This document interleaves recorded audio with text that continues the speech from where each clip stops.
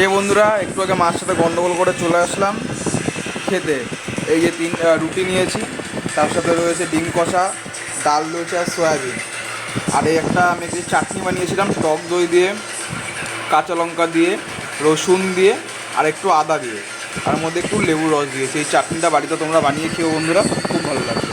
এটা তুমি যে কোনো কিছুর সাথে খেতে পারবা, সে পরোটা হোক, রুটি হোক, যা কিছু হোক, বা পাউরুটি হোক, ব্রাউন ব্রেড হোক, এটা মাখে খেতে লাগে হেভি সুন্দর লাগবে। একটু লঙ্কা একটু বেশি করে দেবে, ঝাল ঝাল যারা বেশি খেতে ভালোবাসো তারা একটু বেশি করে লঙ্কা দেবা, অনেক বেশি অনেক বেশি অনেক বেশি ভালো লাগবে, অনেক বেশি।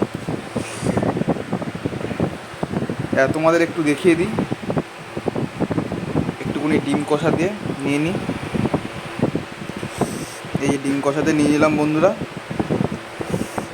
একটু ঝোলটা মাখিয়ে নিই। আর এইখান থেকে একটুখানি রায়তা বলে, এটা রায়তা না, এটা হলো চাটনি টাইপের। ঠিক আছে বন্ধুরা, মুখে দিয়ে দিই। অসাধারণ অসাধারণ অসাধারণ। আর এখান থেকে একটু সয়াবিন নিয়ে নিই বন্ধুরা, অসাধারণ হয়েছে, অসাধারণ বন্ধুরা। এরপরে ভাবছি যে খাওয়ার ভিডিও আনবো, ঠিক আছে?